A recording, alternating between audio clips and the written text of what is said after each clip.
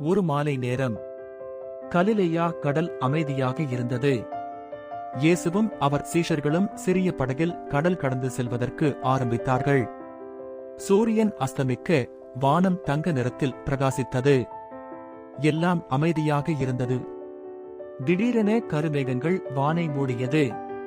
கடல் கோபமடைந்தது. பெரிய அலைகள் எழுந்தன. படகு நடுக்கத்துடன் சுழலத் தொடங்கியது. ஆனால் இயேசு பின்பக்கத்தில் அமைதியாக தூங்கிக் கொண்டிருந்தார். அலைகள் படகை அடித்தன. தண்ணீர் உள்ளே நுழைந்தது. சீஷர்கள் பயந்து கூச்சலிட்டனர். ஆண்டவரே, எங்களை காப்பாற்றுங்கள், நாம் அழுகிறோம். அவர்கள் இயேசுவை எழுப்பினர். இயேசு அமைதியாக எழுந்தார். புயல் மத்தியில் நின்று வானத்தை நோக்கி தமது கரத்தை உயர்த்தினார்.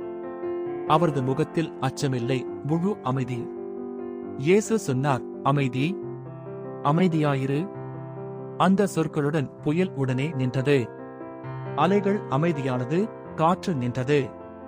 கடல் கண்ணாடி போல் நிம்மதியாக மாறியது. அந்த புயலுக்குப் பிறகு ஒரு பெரிய அமைதி நிலவியது.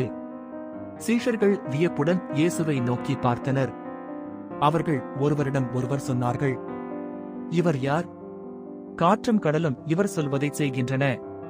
இயேசு மெதுவாக அவர்களிடம் சொன்னார், நீங்கள் ஏன் பயந்தீர்கள்?